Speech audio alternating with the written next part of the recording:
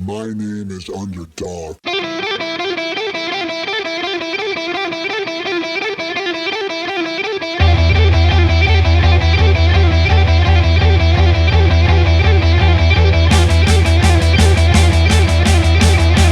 Getting tired of these Canadian winners. All right, Louis. Yes, Good to meet you, and thanks for having me in your home. my pleasure. Discuss your life. Okay. So, you were born where? In Toronto, Toronto. How long were you living in Toronto for? 4 to 5 years. And then my parents moved to Montreal. Where are your parents from originally? Were they born in Toronto as well? or? They're actually first generation Ah, Canadians. nice. My mother is from Quebec City and my father from Winnipeg. Wow. And they got married in Quebec City. Did they meet in Quebec City too? Yeah, well, what happened is he was in the military and he was transferred to one of the units in just after the First World War. Just after the First World War? Yeah, so he served in the First World War. Oh, you did, eh? Yeah, in France. Wow. Nice. Did your mom speak French too, or? Oh yeah, which was kind of interesting. Because he wasn't bilingual, was he? No, Yeah. Quebec City is beautiful. it is It's a beautiful city. So at 4, the family moves to Montreal. correct. Why did they go to Montreal? Because my mother had family there. In those days, it wasn't unusual for families to have big families, to multiply people. That was the thing back then. She had, I think it was 3 brothers and 5 sisters. So a big family. Yeah, that's big. And most of them lived in Montreal. Yeah. Not all of them, but most. Yeah, it's a big family. No one has. People have barely 1 kid these days. Right. Yeah, so Montreal, what was growing up in Montreal like as a kid? I had mixed feelings about growing up in Montreal. So you were born in 1935. Correct. So 1939, the war's either begun or about to begin. Correct. And you're living in Montreal now as a 4-year-old. So throughout, let's say, the war era and the post-war era, mixed feelings. So go for Yeah, it. well, I mean, the good news, I like Montreal. I like, the area and so on. But the bad news was anti-Semitism. Right. Lots of it. And went to and from school, I used to get beaten up all the time. Really, eh? Until one time I fought back. I joined a Protestant group. I'm Jewish. So I joined a Protestant group and we fought against French Canadians. So we had street wars. And I got a little tired of being told that I'm a dirty Jew and Christ killer. That I didn't know who that was. Now, how well do you know Montreal? Because across the road was a big Greek Orthodox church on St. Durbin and St. Viator. Oh yeah. Oh, what was the street again? St. Durbin and St. Viator. Yes, St. Urban, yeah. And St. Viator, or I don't know how I remember them pronouncing it. Yeah. Yeah, I know the area you're talking about, I think, yeah. So I spent more time, I didn't know I was Jewish. I spent more time going to that Greek Orthodox church Then to a synagogue. than to synagogue. But were both your parents Jewish though, or? Oh, yeah. Yeah. Oh, but you knew you were Jewish, but you just absorbed the Protestant gang Right. Yeah. against anti-Semitism and the French Canadians. Yeah. Yeah, I mean, it's a well-known thing, back then, for sure. Mhm. like in schools, you went to English speaking school. Yeah. At that time, like in the 40s, you could have like mostly all the schools in Montreal were English speaking, or there were still like French speaking. Oh, yeah. It was both. And just like how it is today, it was kind of divided. The West was more English speaking, and the East of Montreal was French speaking. Correct. And the classic thing, I mean, you can kind of see it today too, is that the East was a little bit more poor, and the West was a little wealthier. Yeah. Uh, It was separated by St. Lawrence or Main Street. Definitely not called that today. I know, but that's where the separation was. Yeah. So we lived a couple of blocks west of St. Lawrence. How far were you from Westmount? That was a good distance. I can't remember the exact, but we were a fair amount. And that was the English-speaking area. Yeah. What area? What was the area called where you lived in Montreal? Well, after St. Durbin and St. Viator, I mean, we moved around a little bit there, but then I ended up in Cotonage area. Oh yeah. It's a nice area. In the 40s, like going to English speaking schools, you still had to take French as a secondary language, right? Yes. Teachers, though, were mostly English speaking. Oh, yeah. Yeah. Do you remember like a big thing even like then in the 40s, like French English? Was it a big thing amongst like the students? Oh yeah. There was an automatic dislike for each other. Yeah, it's interesting growing up then. I mean, I lived in Montreal. I told you, and you still feel that. But it's always interesting hearing real life experiences from people from that era. Yeah. So the 40s are here, going by. The war ends. You're in you're getting into high school. What's that looking like now? Oh, that was different. I went to a high school called Baron Bing. I don't know if you've heard of that, but apparently it's 99% Jewish. Byron Bing. Yeah. Okay. I wonder if that school still exists. That was down south. I'm trying to remember the exact street. But if you go right down St. Durbin Street, all the way down, but you got to go south a bit. So it was a Jewish high school. Well, essentially, yeah. Well, I mean, it was actually part of the Protestant system, but There was a big portion of the students were Jewish. yeah, and some of the kids came from the other side of the main street, the east side, and some the west. But as a matter of fact, occasionally I still run into some of my classmates in our class. This is interesting. In our class, we placed in the Quebec high school leaving exams, we placed 4 of the top 10 of all students. Oh, no way. In Quebec. In Quebec. Yeah. In the province. 4 out of 10. That's pretty good. So I was in classes that were really of high value in terms of competitiveness and so on. It was.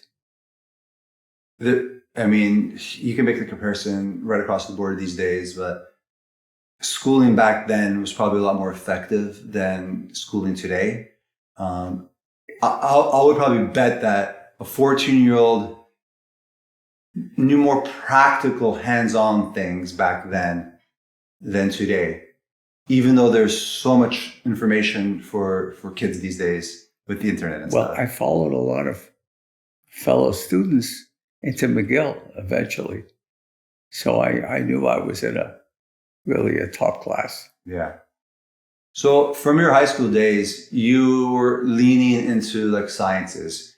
Yeah, and you saw your parents saw okay, you had a good you had a strength in the maths and the sciences. correct. So what was your journey then? Your transition back then? High school in Quebec only still went to 17, right? Correct. Was there stage up in like the early 50s? It wasn't created yet, was it? No, it was just coming in.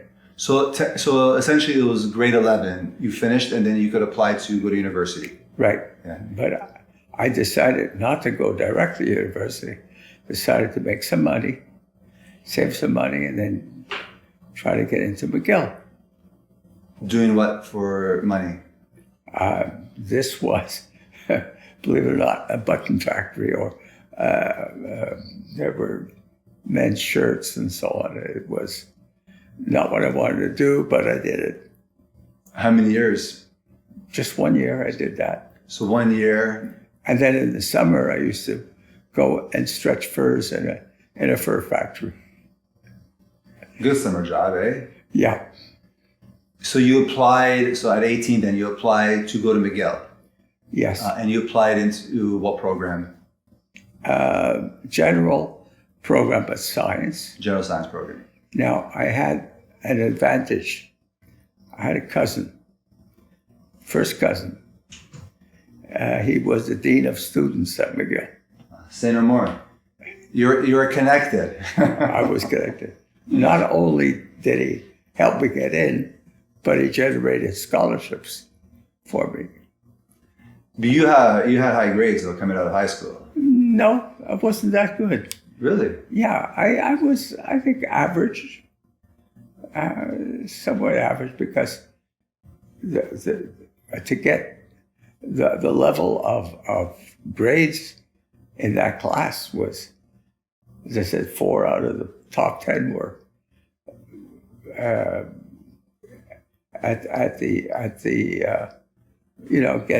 getting their degree or led the province.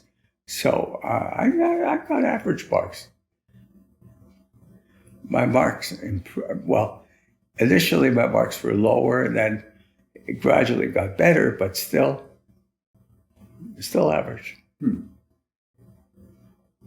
So tuition, then didn't your generation have free tuition back in the day?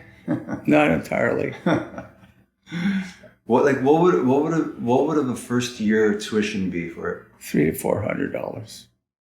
So it was, it's reasonable. That's pretty. Even in the, let's say, minimum wage, you were probably making what a day at the button factory? Yeah. $1? Yeah, I don't remember. I don't even know what it was, but let's say it was like 80 cents a day. You can still rack up.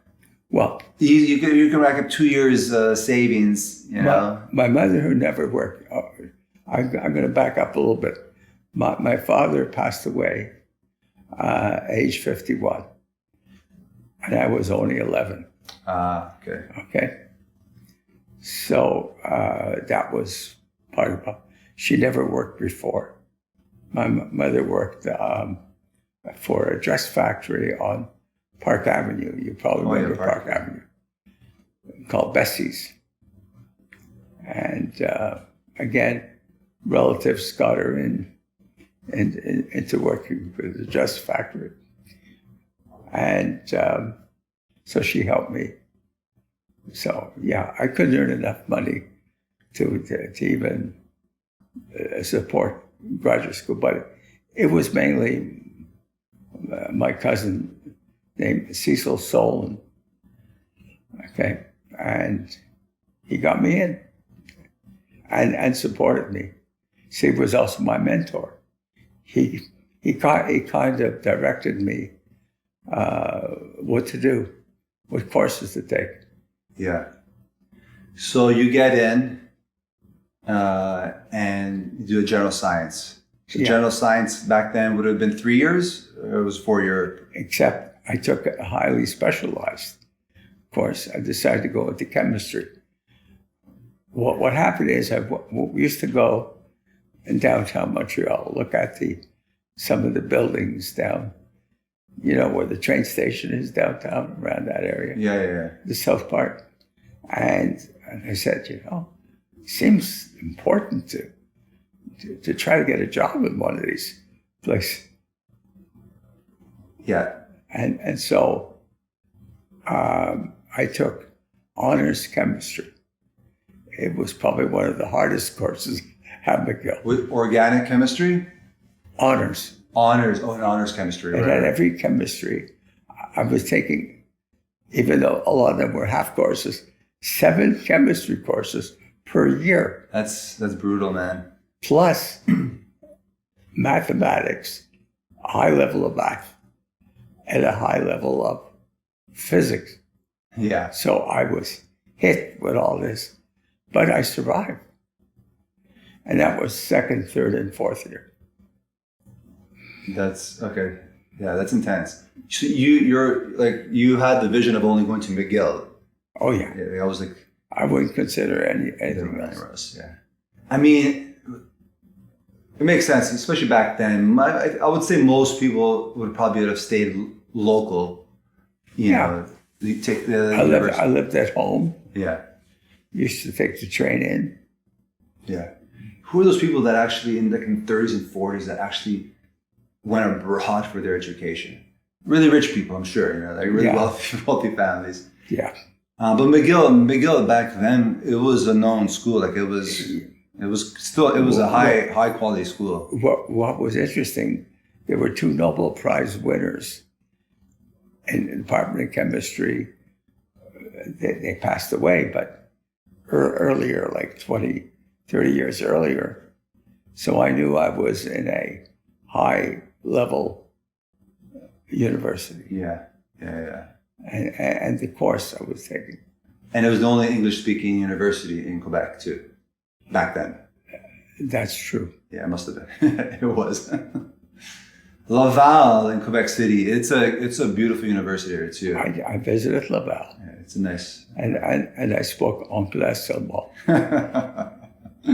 I give a talk there now. I spoke only in English.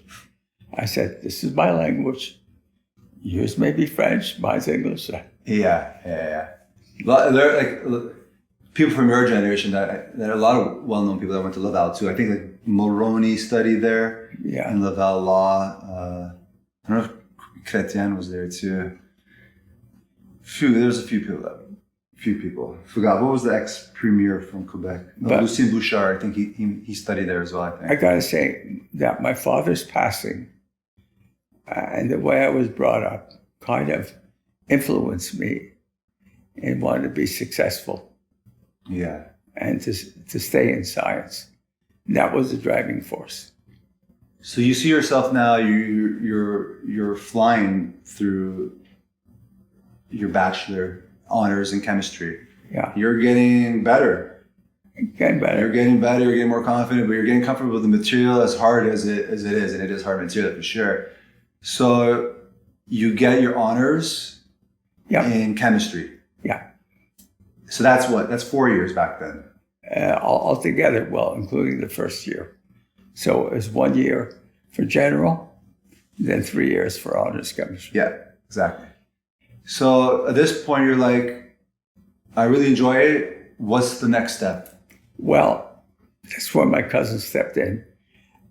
Even though my marks were getting better, I didn't quite get enough marks to get right into getting my PhD directly at McGill. So I went to Western. I took up a project. The military had a project on low temperature batteries, and I decided to get involved in that because I had my chemistry experience, physical chemistry experience, and that got me into that. And then as a result, in the middle of the year, because I was only there for not quite 2 years, in the middle of the year, I got accepted back at McGill, even though I didn't finish getting all my marks. They knew very well, but they felt, let's make sure that he can stand on his own and become independent. So from Western University. Yeah. So you did half. So did you end up getting? I got my master's degree. You ended up getting your master's at Western. Yeah. Halfway through, but then and then you did your PhD the following year. You began it at McGill again. Yeah. So the interesting about the PhD, because I could talk forever on that, but so I come back. Well, a couple of things happened because I met my wife. Even though I was in London, Ontario, or Western, she came to visit me. So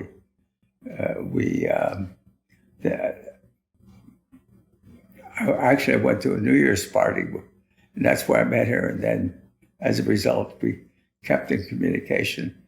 And then a few months later, when I got back to Montreal, I married her. But while I was on the McGill campus, I'm walking the McGill campus. What are the chances of meeting someone that's going to affect your whole life? I mean, it was enough meeting my wife, but this is a professor from Europe. Yeah. He's an immunologist. An immunologist. Yeah. Okay. So that's when I got exposed to immunology.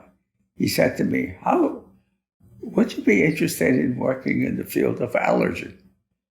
I said, "I'm not sure." So then he went and explained the whole thing. But it was more protein chemistry. And I mean, I had such a wide base of chemistry, I could have gone just about anywhere. Polymer chemistry, but the protein chemistry part. And his experience, he came from Europe. And a European chemist or immunochemist were well known in those days to be very advanced. So he brought that technology to McGill. He saw me, he said, "Would you be interested?" I accepted. And that totally changed my career, my life. The course that you would take thereafter, right? What was his name? Do you remember? His name? Yeah. Alex Sihon. Alexi Hun. Sihon. Sehon. Sian. Where was he from originally in Europe? He was from Eastern Europe. I know. Maybe Poland, but I'm not sure. Mm-hmm. I think he was Hungarian. Yeah. So that initiated your entry into immunology. Yeah. And you did your PhD on that. Yeah. Now, at that time, immunology was maybe, modern immunology was maybe 20 years old. So we were like pioneers. Yeah. So I just want to summarize this part, because I could talk forever, as Kathy knows. I could talk forever about the question of the project per se. Allergy is mainly caused, there are antibodies involved in allergy. If you are allergic to something, you produce specific antibodies. And the combination of these antibodies plus the thing you're allergic to, called the allergen, when they combine, they give you symptoms because of histamine release and other chemicals, okay, on certain cells, okay? So at that time, they didn't know the nature of the antibody. So what I did is I established early data on these antibodies. I was able to recognize and define the chemical characteristics of the antibodies. And that changed the whole field of allergy. Because now what happened as a result, you had a blood test for allergy, and only skin tests. Before your research, there was only skin tests. Correct. And now they do both. Yeah. Interesting. Yeah, but that changed the nature of how allergy was being practiced. Right. Because now you had a situation, a commercial situation. All of a sudden, all these companies, particularly the ones from Sweden, starts up and they're having these tests for determining allergies. And the argument is that, well, you know, skin tests are fine, but they could also be dangerous if you're hyperallergic. You can get anaphylaxis from doing certain skin tests. So the blood tests were good. So yeah, so this is like late 50s, early 60s now. Right. Was the EpiPen around then? Was it invented already? Oh, yeah. It was, right? Oh, yeah. What, I don't even know. I wonder when exactly the EpiPen was invented. I can't remember, but It was around. oh, yeah, it was, yeah. So you finish your PhD studies. You become a doctor in immunology. Right. So you're like, okay, wow, all this research and this new advances, you see all kinds of potential. How do you approach now postdoctoral Doctoral work. education? You're at the university system now. Good question. What had happened is I wanted to do more of my PhD work. My wife and myself didn't agree because I was hardly making any money. Here I was developing a whole commercial area. Everybody else was making lots of money, and I was the poor student, just developing. She says, "No, you got to go out and make a living, and then later we'll reconsider." So That's probably not a uncommon no, I know. approach by your wife, you know. I knew you would say that. Yeah. So my first experience with the government, because I took a job in Ottawa at that time. I stayed about a year and a half. That's all I could take. It was very interesting. They were hiring scientists. Do you remember thalidomide? Formaldehyde? No, thalidomide. Thalidomide. Yeah, this was a drug used women who needed to take it to control birth issues, and it led babies to be deformed. Okay, so the government saying, okay, we're going to solve this problem by hiring scientists. But they didn't hire scientists to work on thalidomide, they're just in general. So I got a job with the government. Nice. Yeah. And I just didn't like it. It's the red tape and the problems. My exposure, which, by the way, is one of my themes I talk about a lot. Yeah, right. So even back then, there was a lot of red tape, eh? Oh, yeah. So, go ahead. Yeah. So I did that for about a year and a half. Then I went back to Montreal and I did postdoctoral. So, people search you, Louis Perlmutter. Did I pronounce it right? You will be like, they'll find you as the person who recognized, who created testing for allergies with blood as well as skin. Yeah. Like, wow, this is phenomenal. Yeah, well, I mean, I became recognized, and it's kind of funny because I never expected that. It's a rare thing too, though, as a postdoctoral student. Yeah, and I had published a number of papers from my thesis. If you ever want to see my thesis, I have a copy of it here. but basically, I had published a number of papers and was kind of recognized in the field. And I said, I just got thrusted into it. Yeah. and pulled in many directions Right. because there's a commercial aspect Yeah. as well as scientific, and there was a lot of stuff to really do. It just, you were there at the early time. Eventually, it got discovered and characterized antibody by a group at Johns Hopkins University in the States, and they got recognized. But also a group from Sweden was involved. Right. But the group from Sweden were interesting because they developed a company that did primarily developing these immunoassays.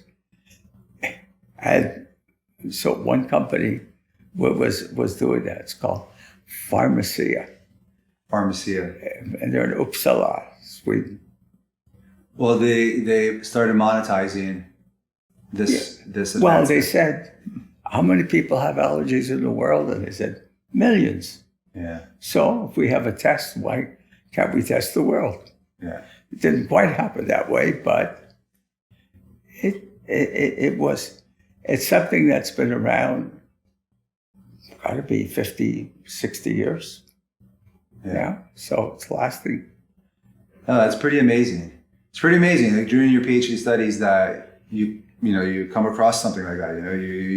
You make an advancement. It's a dream. I'm sure a lot of PhD students. One interesting aspect is that it was decided, the American Medical Association decided, because there was a conflict between doing the blood tests and the skin tests, that something had to be done. So one of my colleagues, who just passed away recently, decided to start a society, American In Vitro Society, or American In Vitro Allergy Society. And so he started that, and there was about 5 or 6 of us joining together. We started this, and we grew to about maybe 400 or 500 members. And as a result, we just educated and collaborated and so on. And that exists to this day. That Yeah, well, it stopped around 2004 or 5. Right. So it lasted about 25 years. Yeah, that's pretty good. Yeah. So you come back from Ottawa, now you're in Montreal. Yeah. You did that 1.5 year stint for the I Feds. spent 4 years in Montreal at that point, And then 64 to 68. so you come back and you started doing more research work. Oh, yeah. More research work. Yeah, we were getting NIH grants, National Institute grants, to be able to do the work. Nice. And support. So that lasted for about 4 years. Nice. So after Montreal, what was your next? Well, move? and then to just work on grants, you can't exist. Yeah. I was kind of like freelance in the sense, I mean, I was doing what I wanted, published a lot of papers, many papers, and then after a while, the grants run out. What do? You need a job again. So that wasn't in Montreal, though. No, back to Ottawa. Back to Ottawa. Yeah. And for the government, or? Yeah. Who was hiring? It was hard to get into university. I mean, unless you were going to teach, and I wasn't in the teaching mode per se, so I decided to take a job. And it wasn't bad because they set it up. I had my own division, and I had about 4 or 5 people working for me. It wasn't terrible. Yeah. But after a while, it kind of caught up. Right. But I stayed there for much longer, almost 20 years. 20 years. Eh? But it was highly unusual because I was working in the government and I still was working kind of outside the government. I had like a dual thing. I just got to get some water. Yeah. Go for it. Yeah, so you're you got a steady government job and you're kind of freelancing on the side. Mm-hmm. Which you're not supposed to do. That's interesting. You can't tell a man how to earn it. I mean, hey, I want to work more and earn more money. No, you can't do that. Come on. Yeah, there were too many restrictions. For example, if you wanted to get more funding, you go into universities and you collaborate. Yeah. That was shunned upon. That's like the MO these days. Yeah, and I worked at Food and Drug, and I worked at Laboratory Center for Disease Control. And in either case, they just weren't. There was so much bureaucracy that. Yeah. I'm sure there was a lot of important work that was done. Yeah. But I can totally see bureaucracy, man, even back then, for sure. Yeah. So 20 years you're doing that, all kinds of different projects. Then eventually, I said, I had enough. Well, what had happened is I ran into the AIDS project. So let me explain to you what happened with AIDS. Hold on. So you remember Anthony Fauci, Dr. Fauci from back then? I knew him. You know him? Yeah. You know him personally? Okay. Well, I met him and talked to him a few times. Yeah. Tony, oh yeah. met him at many of the meetings. Yeah. So the AIDS project comes along. Yeah, well, there are really two kinds of scientists. There are bureaucratic scientists and real ones. And the bureaucratic ones dominate. They tell you what to do. They control your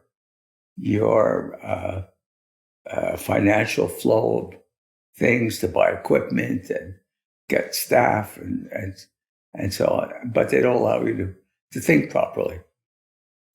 I'm guessing your old friend Tony, he's of the latter. Yeah, no, Tony. No, I like Tony. I think he was in a tough area because he got in the AIDS work. That's probably where you heard about him. Yeah, I mean, I think that's he was well known. Like before him leading the way in the States, COVID, he's known for his work there at the AIDS. So the world's confronted by the whole AIDS epidemic. Yeah. So what had happened is the Director General. Now I'm working in the government.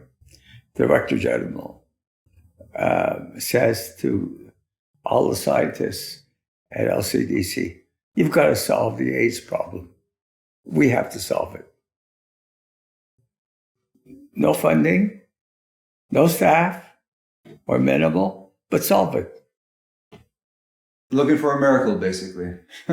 So what happened is they sent me on a sabbatical to Stanford University. Great, wonderful year that I spent there. Which university? Stanford. At Stanford in California. Yeah. That must have been awesome, man. Yeah, that was awesome. And back then, especially, that would have been a really good time. Biotech was just starting. Wow. And there I was. So this is like, we're talking like mid to late 80s now. It's like mid to late 80s. Yeah. Yeah, all like Silicon Valley was just building and building and building up in those days. Nice. So 1 year. Yeah. 1 year there. It was a cool experience. So I get back. And what happened is to work on the AIDS, you need AIDS patients. When I got there were no AIDS patients. And doing research at a research institution, they're closed. They're closed to everybody. You don't open up because now you're trying to publish papers and you want to protect what you're doing. Right. So I found it difficult. So what I did is I went in the lab and I developed some testing that could be helpful later. when I got back to Ottawa. So I got back to Ottawa, they said, oh, you worked only on allergies, you didn't work on AIDS. Now, AIDS is still a problem. 30 years later, it's still a problem. Never got solved. Yeah. But what I did from the period that I got back is I tried to develop, I hired a protein chemist to work on the surface of the AIDS virus, how it links to the immune system. And I was starting to work on that because that would have been useful to do, but the bureaucrats there didn't see it that way. They gave me a hard time. So I said, bye-bye. So that's when I became an entrepreneur. And I said, I think I had enough working in the government. Right. I don't see the point. Right. Yeah. No, it's a funny thing. Back a few months ago, I heard a talk about a scientist from, I think she's Polish, Jewish, but Polish, who now turned out to be the person who developed the mRNA vaccines for COVID. For COVID. And the description of the way she went through her life's experience was something similar, up and down, and being pushed around, and you know, it's very commonplace. Yeah. I mean, academia is it's become political more than anything, more than actual I think academics. I think I was naive. Yeah. And I look at people. I trust people, and I said, "It's going to work out," you know. But the truth of the matter is, it just doesn't work out easily. People are jealous. People just, you know. Oh, yeah, for sure. So, at that point, I told my wife, I think I had enough working in government. So I stayed there long enough to get my pension, and Hold up, you mean for the government? Yeah, 20 years. Yeah, 20 years. Yeah, That's a decent pension. Yeah, it wasn't bad. It's not the greatest, but it's okay because I'm still working now. Yeah, for sure. And so that's when I went down to New Jersey, and I started the laboratory there. Nice. Yeah, so you made a decision, and how was it? How was it to actually establish a medical business in the States, in New Jersey? It was hard because it was my first exposure there. I worked with an allergist, and we did a lot of the allergy testing and so on. And but interestingly enough, I decided as part of that, I got invited for a position at one of the children's hospital on cancer immunology as well. Nice, very cool. Yeah, so I did that as well. And the actual lab, the lab that you started there and operated, it was strictly like an allergy lab, or it was strictly for allergies? It was strictly as an allergy lab for testing. We were going to expand, and we were going to grow, and we were going to combine. What was more than that, we want to also educate physicians. Now, here, only allergists could practice allergy. Right. In the rest of the world, anybody could practice allergy, which makes a difference. Yeah. So our goal was to educate primary care doctors who see a lot of allergy and work them into our system. Right. And develop the technology to expand that and do a lot of testing. So, so allergy was treated only by allergists, research and everything in Canada. Yeah. But in the States, there was more brain power put towards it. You could be in, various fields of science. That's the way I saw it. Interesting. Yeah, interesting. Yeah. I mean, it would make collaboration, it would make more sense, man, for sure. Yeah. So what I did is I worked with a bunch of allergists and non-allergists. Right. And I think the most important project I worked on was the inner city one for asthmatic kids. And we were testing them and treating them and so on. Yeah. And then we also did an IPO. You know what that is? An IPO? Yeah. Initial Public offering? Or you actually, okay. Wow. Yeah. So we expanded and everything was fine for a few years. And then like everything else, it goes up, then it comes down. Yeah, cyclical. Yeah. So you had a couple partners when you opened it up, or? Yeah. How long were you part owner of that business?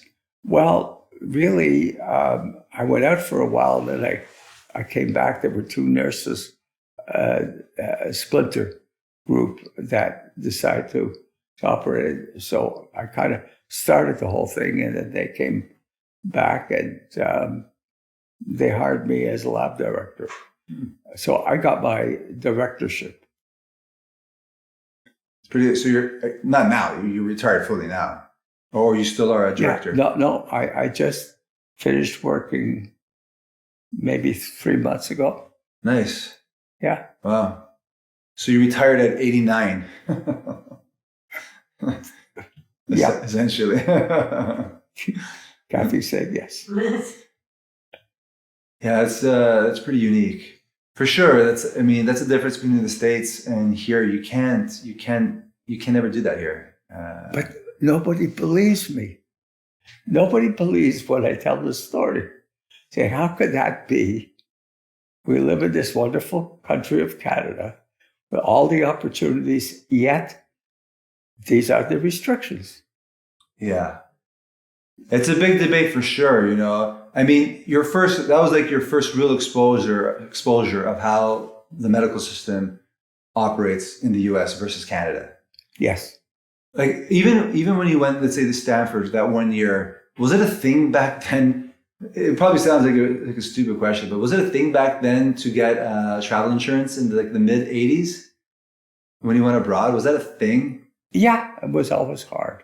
Yeah. So, but like when you went to Stanford, were you thinking about, okay, what happens if I get sick in the States financially? Yeah. I was covered by the government insurance. They paid for everything. Oh, gee, that's pretty good then. Yeah, I got a deal. Yeah. Our government, obviously. The Canadian government. Yeah. It's part of your sabbatical start to go there. But your question is a good question.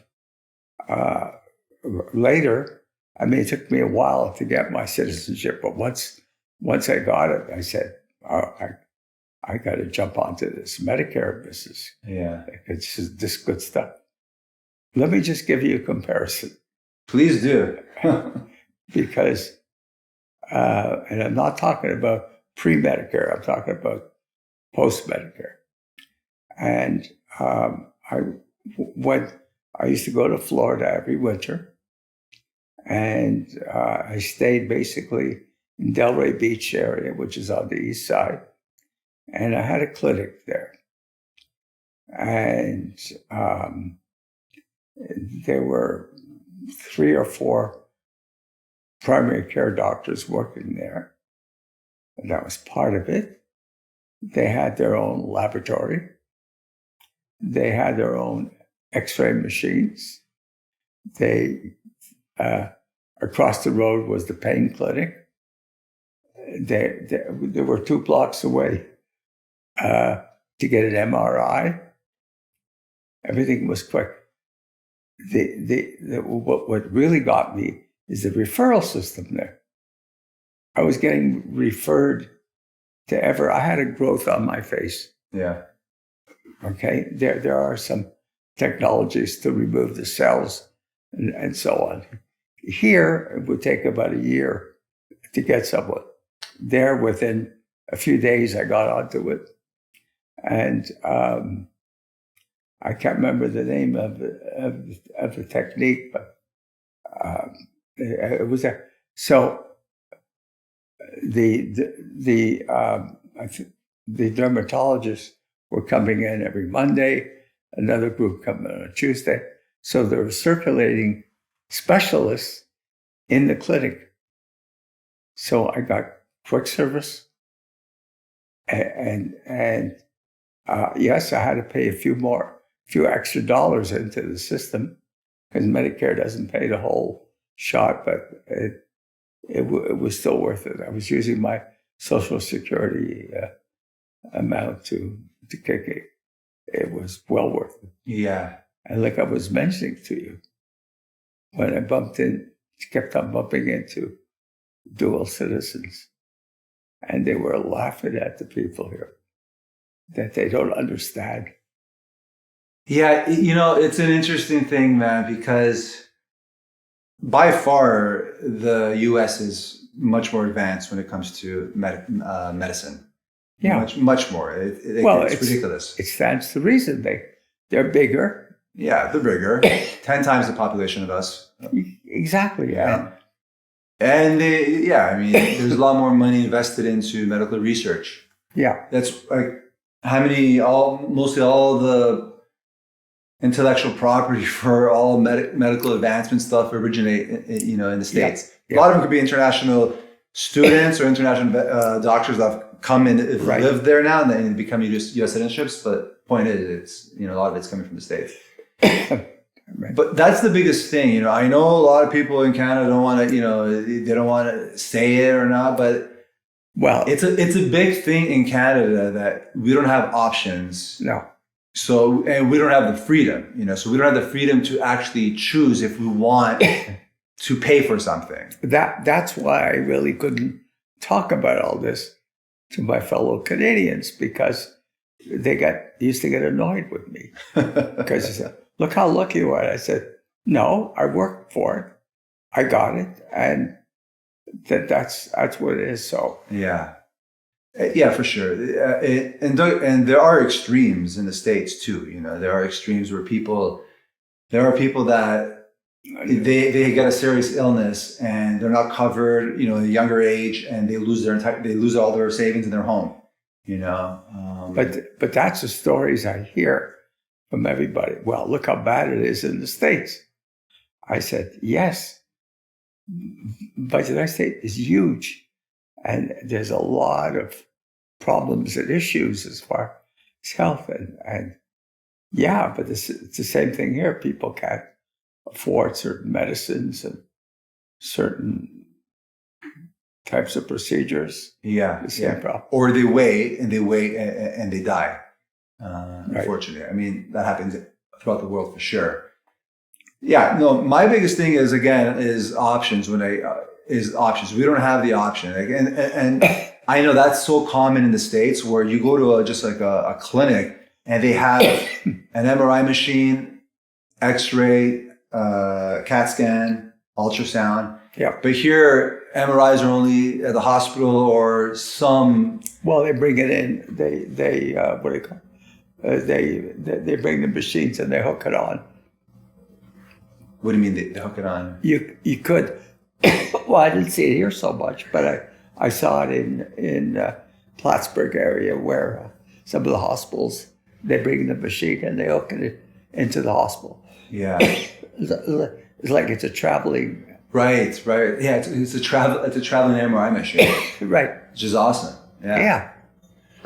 Or there's like some private clinics that OHIP covers, or the whatever provincial system or territory, if they have it, private places in outside hospital clinics. So I wrote to Ford, and I said, look, these are some suggestions. I think what you need here is multi-clinics, not just single physicians. You need clinics where you have 10, 12, 15, 20 doctors in one place, like little mini hospitals. Okay? Why don't you have that? And with that, you have specialists within within the place rather than going to a specialist. Right. So that's It's like a one-stop shop. That's that's a good approach. Why not have X-ray machines? Why not have all the stuff? Yeah, MRIs, machines there too.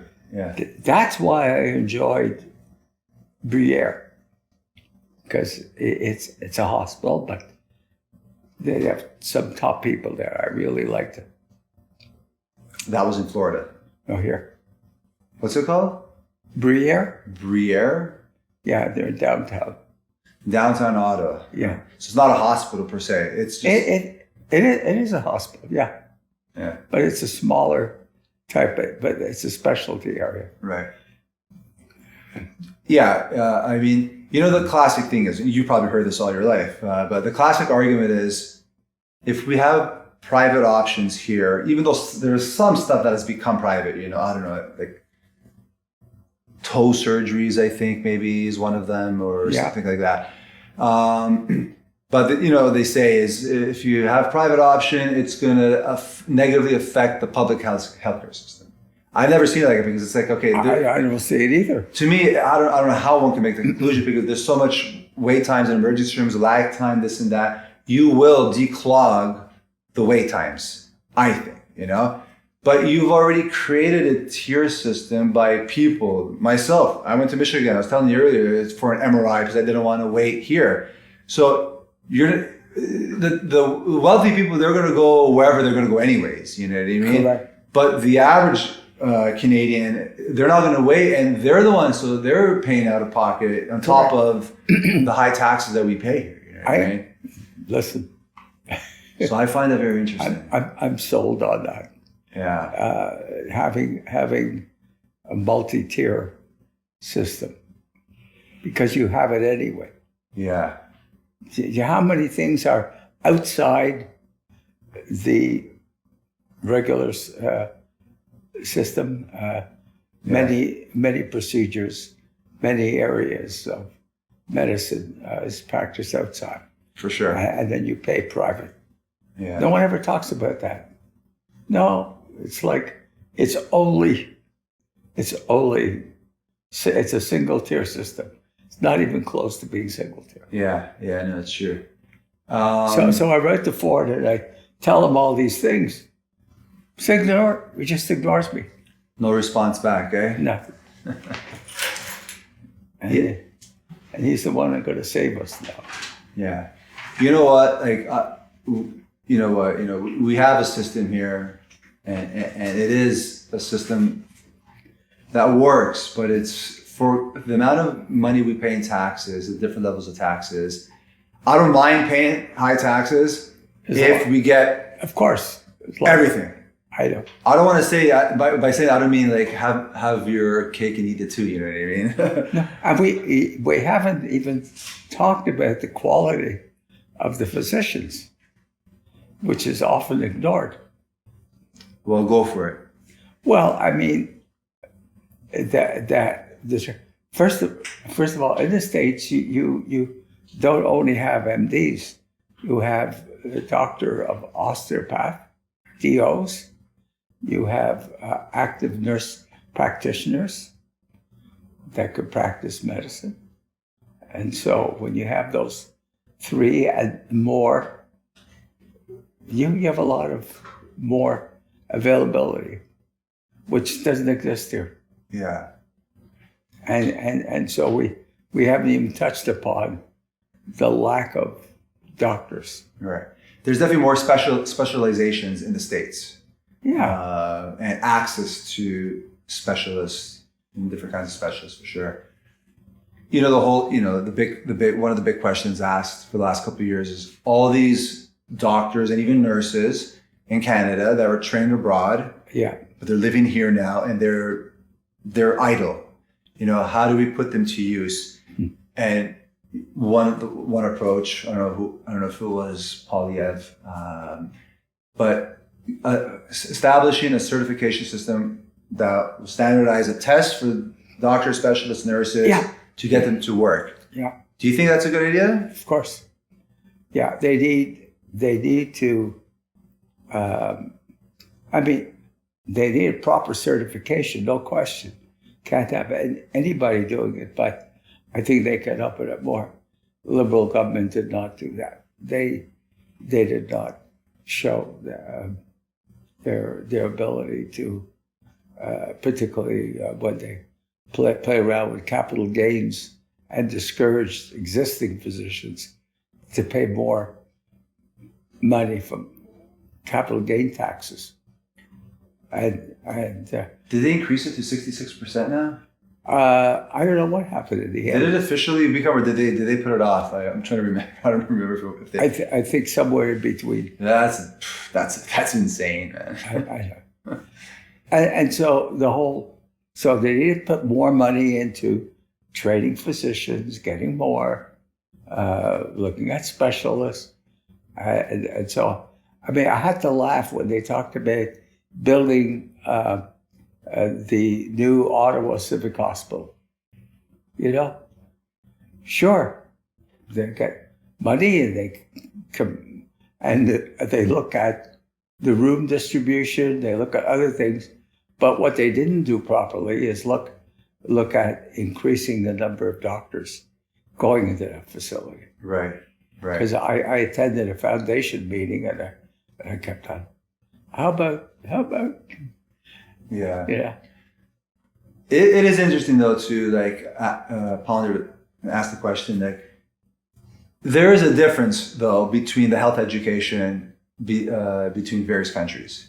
So like it is a legit question to say like, okay, if there's a doctor that was trained, I don't know, like in Belarus or Nigeria. I know there's a lot of Nigerian doctors born in Canada. Turkey and Somalia. Turkey, you know. Yeah, I know. Like there's got to be some sort of standard, you know, because that it can't be. They're not on par. Let them set the standard. Right. Let them set the standard, and then But they don't do that. They just talk about it, but they don't do it. Yeah. It's interesting. I find it interesting though that. Like Canada's not producing enough of these specialists. Like we're only 30 million, but yeah, I'm surprised there's still not more doctors and nurses On top of that, from Canada. they have problems with remote areas. For sure. And how they fixing that problem? Yeah, it's interesting. Well, even like let's say when you were finishing your PhD studies. Mm-hmm. Was it common for students and doctors then to go to the States because they knew they would make more money? Yeah.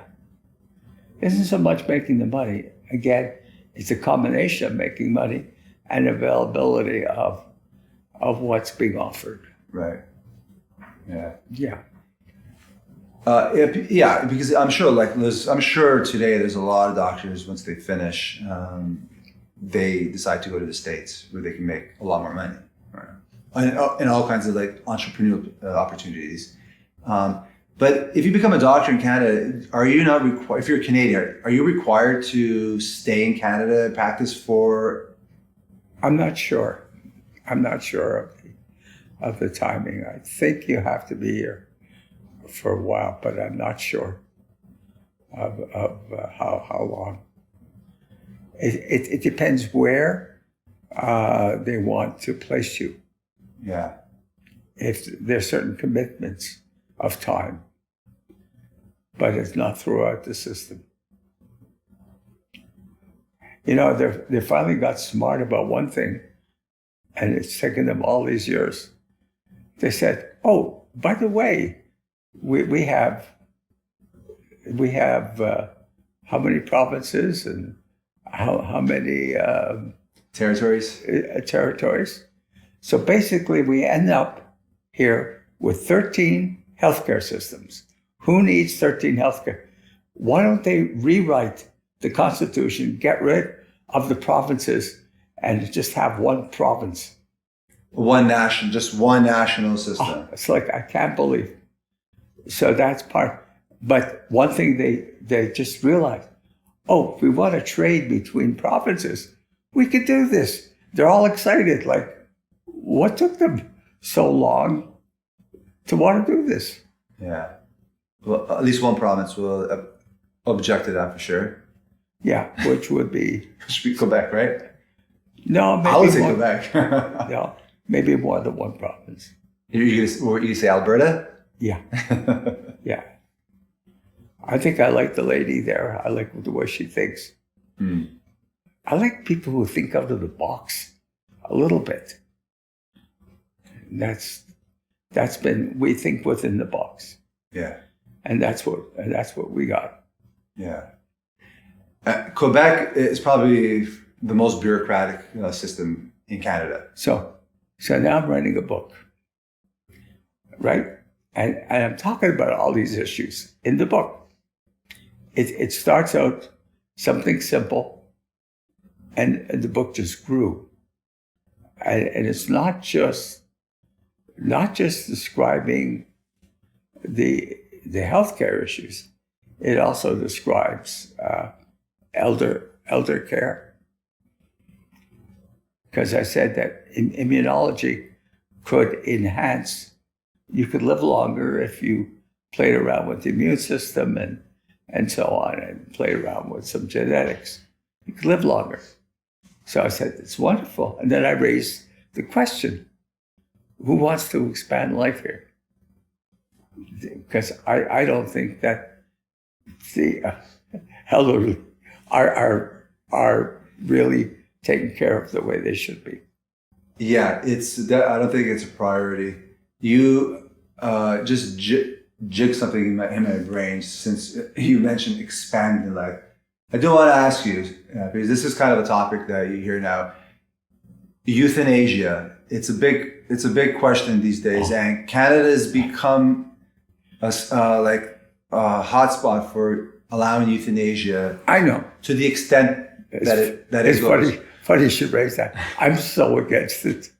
You are. Yeah, sure. Let's kill the person because we can't accommodate them properly. So let them die. Yeah, it's pretty wild. It's pretty wild. To me, that's the extreme elder abuse. Yeah. Well, and it's because sounds like it's kind of framed in that way. It's like financially, it's become a financial burden, and we're not going to accommodate them.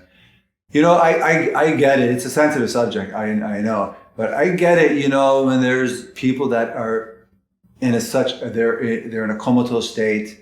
Yeah, they are just not alive, but their heart is beating. Right. And I understand the argument for that, but now it's become where it's not elderly people or it's younger people. Sure. And it's not really a terminal illness. Right. Or you're diagnosed with a type of cancer.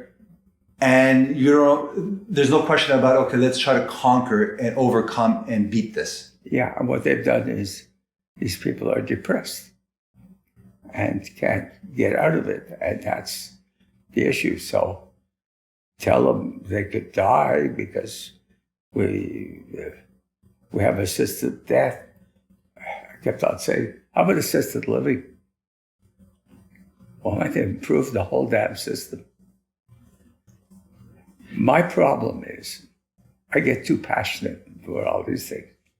And I don't know whether it's good or not, but it really gets to me every once in a while.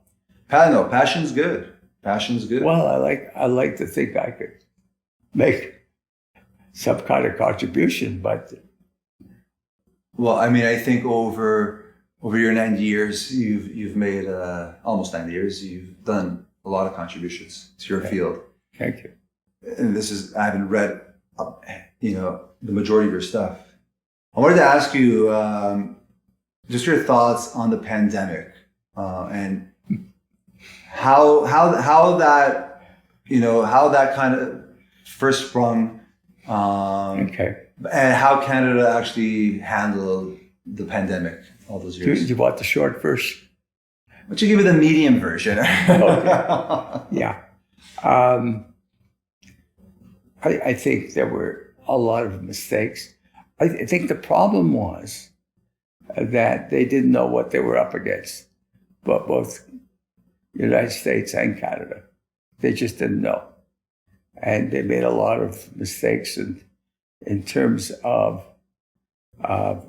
diagnosing, treating, recognizing, and all the components that go. After a while, they started to realize.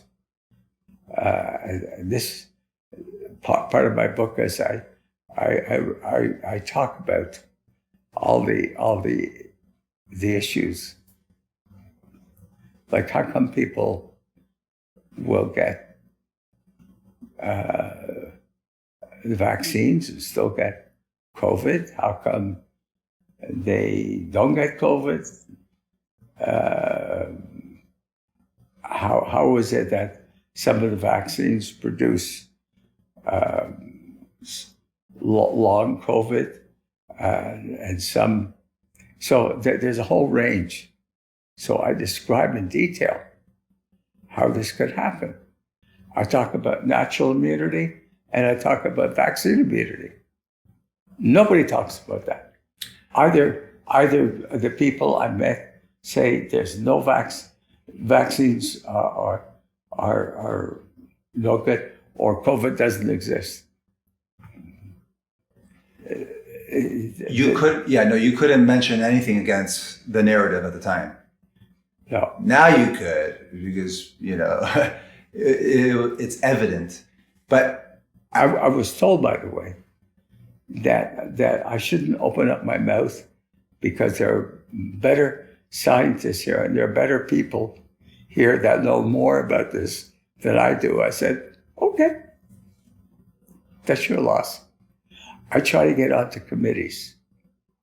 Couldn't. Oh, this was probably the most politicized healthcare incident ever. Yeah, but at the time, even the early days, just with your experience and your research over the years, did you believe that once you got it, natural immunity is as good as the vaccine? Yeah, but what you needed to do was get the data to prove it. Okay, there wasn't enough data collection to prove exactly that point. But then after a while, they realized that natural immunity is the way to go. Therefore, vaccines were secondary. And so then I got into the antibody thing of it. There's things called neutralizing antibodies. They don't do it here. Why? There's enough money to do it. And that's what's needed to prove. So how do you know if you got the vaccine, whether you're protected or not? How do you know? You don't. Yeah. And it's just a matter of exposure. Yeah. And so natural immunity was the way to go. Yeah. In that case.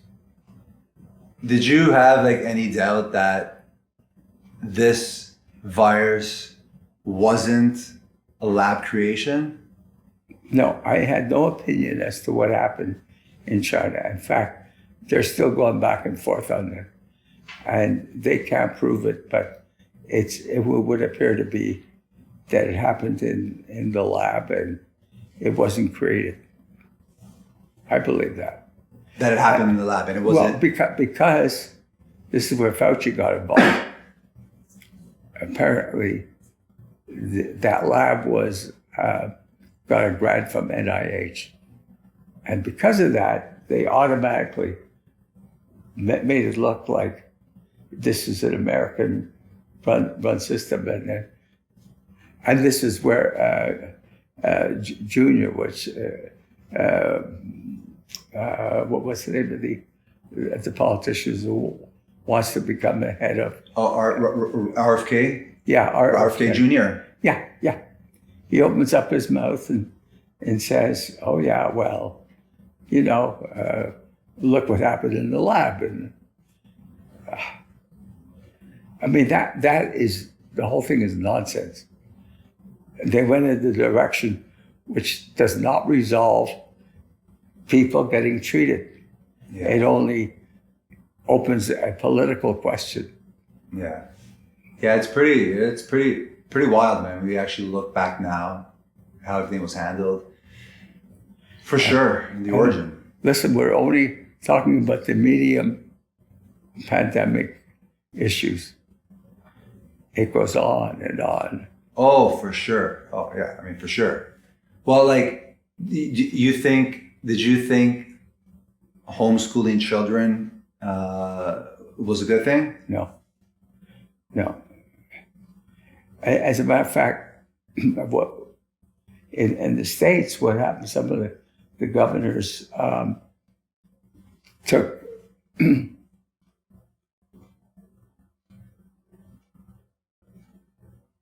Yeah, go on. some of the governors were against having the children wearing masks or more protected than others, and here was a mess. Yeah, just the loss. Like, I wonder how it's going to unfold in the coming years. The loss of interaction for kids. How did it look when the body bags were outside the hospitals? Couldn't look too good. Yeah. I was in favor of what those truck drivers went through, but what some people did stupidly incorporated all kinds of issues, all kinds of people who linked together like Nazis and so on. Oh, as part of it. yeah. It's like, remember that? Yeah, remember Trudeau, our prime minister, when he started calling the truckers all Nazis. yeah, It had nothing to do with anything other than they didn't want to be forced to get vaccinated. correct. It was as simple as that. Yeah. Yeah, that was wow, what a disaster that was. My God. So I think that was part of the problem. Should people lose any sleep over whether they got vaccinated or not? If someone got vaccinated, should they be really concerned even now? No, but what they have to do, though, is make sure that they get blood tested, make sure that their immune system is operative and their leukocytes are of a certain level, don't have any chest problems and breathing problems, and that's what they should do. Yeah, fair enough. Follow up. Well, part of the issue was that they also had to train some of the doctors how to handle the pandemic. Yeah. Right now, it's really an epidemic. It's no longer a pandemic. Right. Yeah. But it has nothing to do with the vaccines.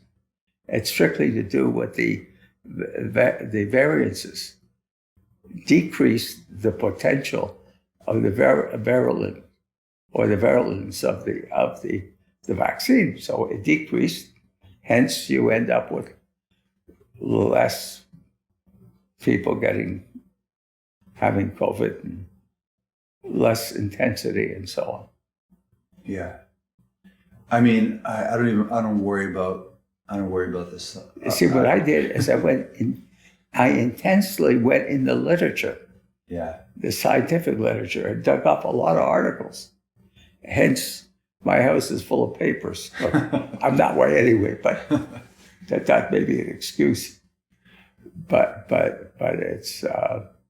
Remember, like, even like in the early days, which was. I know what you're gonna. Well, you know, like the early days, was like 18 months, but anything was dissuaded, you know, like previous things that weren't obviously used for COVID because they didn't exist, but like drugs like ivermectin was spoken badly about. Oh yeah. But now we know that what some people were saying, that it was okay to use it to combat the symptoms. I didn't like the way it was treated in terms of an animal. What do they call it? I forget what they call ivermectin, but it was used to treat certain animals. I forgot. Yeah, but anyway, I didn't like that whole approach. It was like, I think horses. Was it in horses? Yeah. Was it on horses, I believe? Yeah. Mhm. Yeah. You don't think it could have been used? I think it could have been used. Yeah. But again, in order for things to happen, you need the research done to show. This is the way how drug industry works. Yeah. You do the research, you find out, and then you apply. Yeah. And but I would say I use the word paranoia.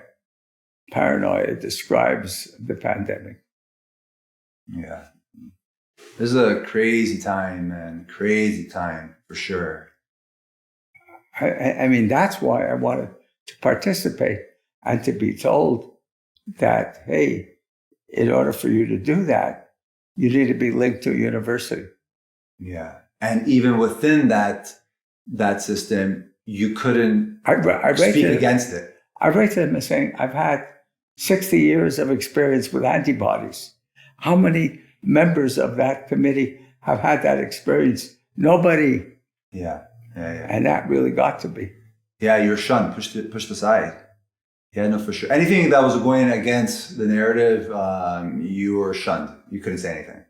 Medical professional or not, 50 years worth, didn't matter. Yeah. One of the problems also was if you want to do any testing, you couldn't get reagents. Yeah. You couldn't do that. So there were two main ways of testing for the virus. One's molecular, and the other is called immunoassay, or the quick test, the rapid antigen test. I worked more on the rapid antigen.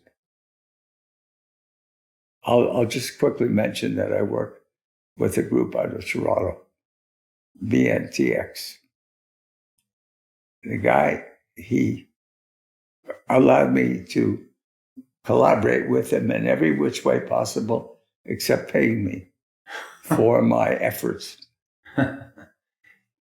Iqbal Satari. I'm sure though that company got paid a lot by the province, or not only did they get paid a lot, but when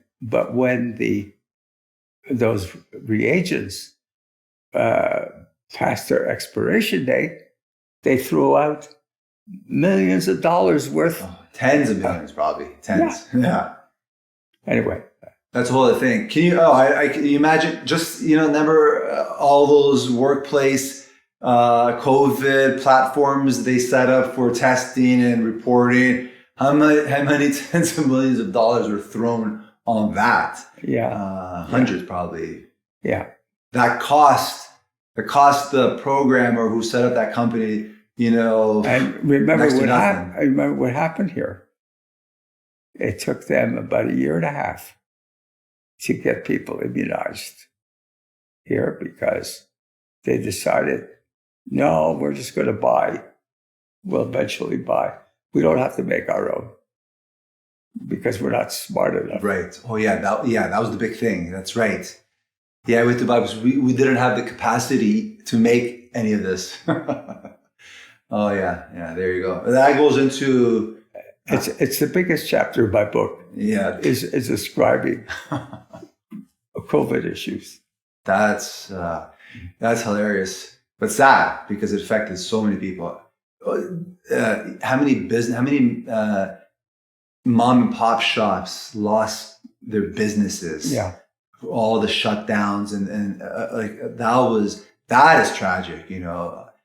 How many Canadians lost their livelihoods? It's crazy to think about, and it's crazy. Yeah, it's interesting, it's something that should have been, I think it was evident that the most vulnerable should have been treated as the priority, and the younger population, after, initial 3 months, 4 or 5 months, whatever, and seeing, okay, younger people that are healthy weren't necessarily affected by it. I saw the protocols for all age groups.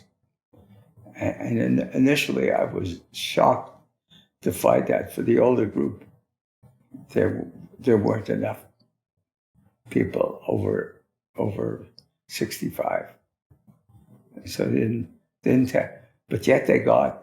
See, we didn't even talk about how the products got accepted by FDA and so on, and there was a rapid way of doing this. You're saying there wasn't enough for what? There wasn't enough of what? Well, I mean, if you're going to look at and say that the older people suffer mostly from AIDS, then you have to have data to back it up. Right. They didn't do that. Yeah. In Canada. And in the States. And in the States. They weren't actually collecting data to actually then make a policy based on the actual correct data. Yeah. So if you ask me what were the problems, there were so many. There were so many. Scary to think about. I know. Scary to think about. and what Trump is doing, I shouldn't say anything about Trump, but what he's doing, saying we don't need World Health Organization. That's one organization that did help towards solving the COVID issue. Yeah, I think the biggest thing with WHO was that the influence of China onto the organization. I don't, in all myself, I haven't done research on. But WHO made major inroads. They did, eh? Yeah. You should see their 65-page document on COVID. It's so good. It's worth a read, eh? Oh, yeah. I'll give it a gander. You mentioned, just pivot away from COVID, you mentioned the AIDS epidemic from the 80s when it started. So you mentioned, I guess it's probably 40 years now, almost. Nothing's changed? Well, they have used antivirals, but that doesn't talk about the cure. They made recommendations about the homosexuals and so on, and what they have to do to avoid it. One interesting incident was the hemophiliacs. They got involved. Why? Because the blood's used to treat hemophiliacs came from prisoners who got AIDS. Right. And so they used it. So what would happen is the head of the Red Cross and the head of LCDC got hemophiliacs, really got them to,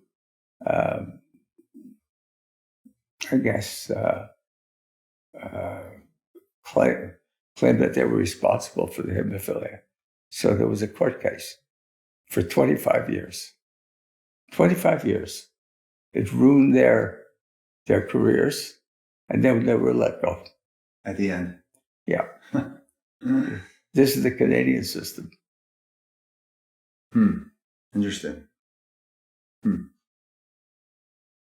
Yeah. So you wonder though, will a cure, 100% proof, full out cure, exist, be created for AIDS? Yeah, it should. It should be. I don't know what the issues are because I never got back into it, but yeah. I think I was on the right track. Mm-hmm. Yeah. Yeah, I mean, cures are great. As an immunologist, what are your opinions on the availability of natural ingredients from nature? Is everything we have out there for us, is that enough, or does there have to be some sort of manipulation in labs to cure certain ailments, diseases? That's a good question. I put it another way. What you need is model systems to be able to work to evaluate different kind of treatments, whether it's regular treatments or natural treatments, but you do need the data to back this up. Yeah. I mean, I'm not against natural things to evaluate, but you need the system to say it works or doesn't work. Right. Yeah. Yeah, for sure. Like over the years, naturopaths have become I know. more prevalent. Initially, I was against it, and then, but I do listen. Yeah, nice, open-minded, Yeah, which is good. You got to be. yeah. But for sure, you can't get away from the advancements of medicine today in saving people's lives. Yeah. But staying healthy and having as basic as staying healthy, having a balanced lifestyle, a balanced diet is probably the ultimate thing. Yeah. Well, I wonder at my age, how does one succeed? Yeah. How does one succeed being almost 90 and you still have? Well, I see people around me passing away, and I say, why? Why are they dying? Yeah. Natural cycle of life. Well, yes and no. I question. Well, I mean, you go back, the further back you go, the less people lived as long as we do now. That's true. And I did an analysis. And 20 years ago, the average lifespan was in the middle 60s, or 25 years ago, something like that. Now it's up in the low 80s. Yeah. Right. But they know one of the reasons for people living longer, they look at what they call ribosomes, which is a genetic material. And there's, if the structure of the ribosome, part of the structure is intact, they'll live longer. It makes the immune system work better. But if not, the immune system gets involved and can't operate properly. Hence, you get cancer and infectious disease. That's a whole area in itself. Rhizomes? It's called ribosomes. Ribosomes. Ribosomes. When you look at RNA, that's the R. Right. And the best way though to maintain them is with a healthy diet. Well, there's a whole slew of things. Right. Genetic predisposition. Yeah. There's a whole thing. Yeah. So I just started getting into a little bit of that, but that's I said after a while, okay, what else could I do? That's interesting. Why do people out of nowhere become allergic to something? 30 years into their, let's say they're 40 years old. More genetic. That there are two types, genetic and non-genetic. You could be allergic to penicillin, and it's not genetic, or aspirin is not genetic. But if you're allergic to grass, it's genetic. So in families, you could watch. As a matter of fact, what we did back in the early days is we looked at the amniotic fluid in pregnant mothers, and we could tell what that baby was going to become allergic to once they went into the world. Imagine. That's pretty crazy, man. Yeah, I mean, you could see I've been in this field and did a lot of stuff. Yeah. I thought that was interesting. Well, what Pharmacia was doing was creating what they call, what was it? The term, something about life, looking at life cycles, but basically from early allergies to later allergies. They want to sell their products, so right. they create this. So you would just, you would take a sample of the fluid, Yeah. and then you'll just do like your basic, Test. your standard skin test type of thing, No. or blood test. Blood Maybe the test. blood test. Yeah. How many different types of allergies can you test just on a blood test? Many. As many as you could do with a skin test. Yeah. Some are more difficult. I mean, I kind of brought it down to a few, but you could do some what called biological assays as well. Yeah. But you wouldn't want to do anything because there's nothing to then count on. Now you figure out. Let's say the sample test showed, okay, this person has will have allergies with mustard and I don't know. Let's say hay fever. You know, Food allergies are very difficult, and because there's more than one type of food allergy. You could be food intolerant as well. And so there are a lot of restrictions.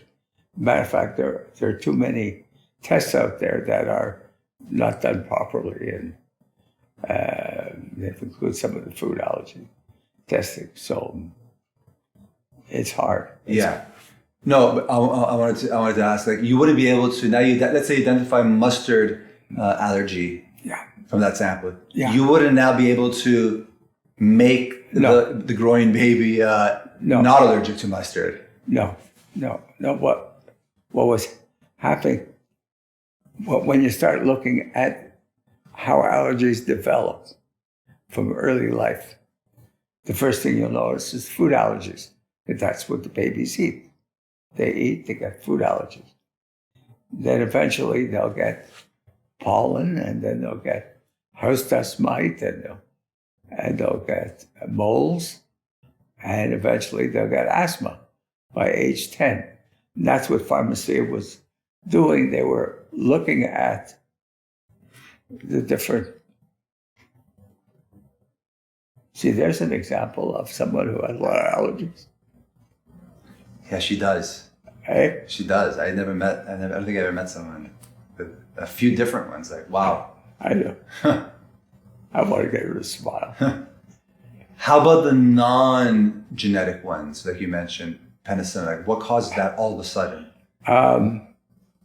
For some reason, some of the things like penicillin are non-genetic. They just produce this something about the structure of the penicillin that induces. Something. Yeah. Yeah, it's pretty crazy.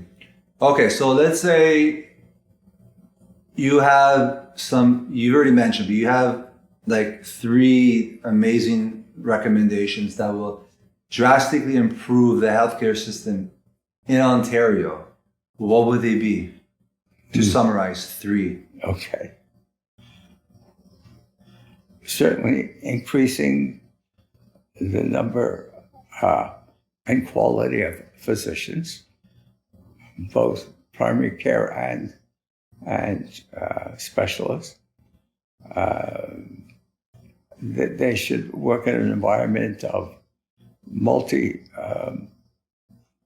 physicians, so they can also interact with each other. And I guess more funding to do auxiliary stuff would be the 3 main issues.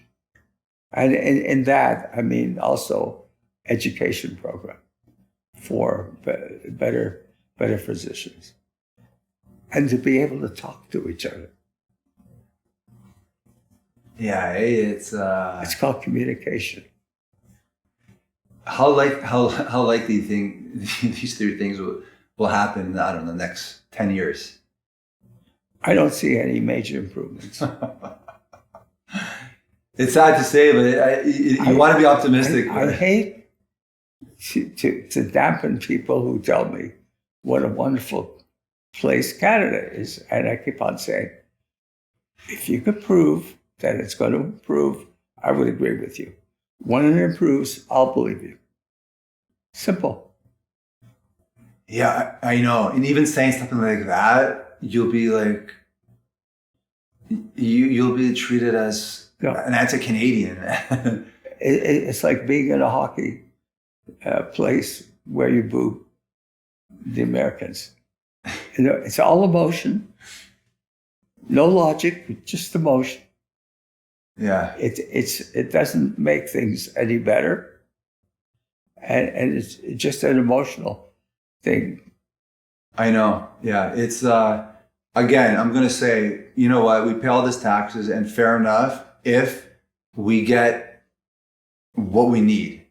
And the fact that there's no options for certain things. And to me, I don't care. An MRI machine is a simple option that, you know, we should have to choose. And instead of driving to the States and, you know, pay $400 or $500, whatever it is, might as well pay a Canadian company here. You know what I mean? Even that will trigger a lot of Canadians, you know, especially the politicians, man. Yeah. But there's an issue here for sure. Emergency room wait times, man. It's a serious problem, man. It's Right. serious. So. Did you ever eat at Schwartz's back in the day growing up, or what? There you go. That's the question. Of course I did. Of course you did, eh?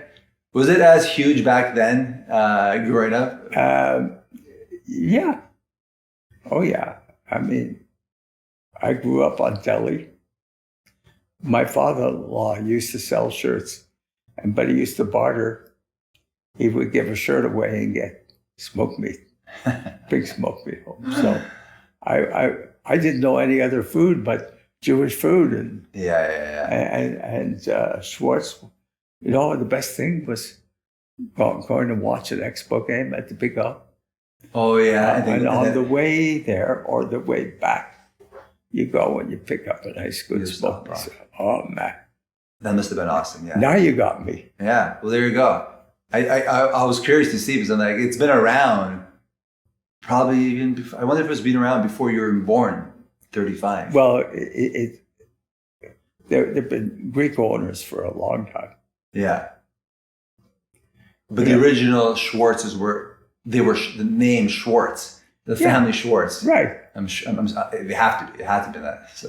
That was a good question. I like that. Oh yeah, it's every time if I find myself in Montreal, I definitely have a Schwartz for sure. Have you ever watched a program called Feeding Phil? No. On Netflix. Still, I mean, like it's Feeding current. Phil. It's current. He's a Jewish guy. He goes around to all countries of the world, and he visits them, and he shows the food, the different foods. And he visited Montreal, and of course, the first thing was Fairmount Bagels. By the way, that's where I was brought up on Fairmount. In Montcalm, right? Like, where is that again? No, Fairmount is where I live.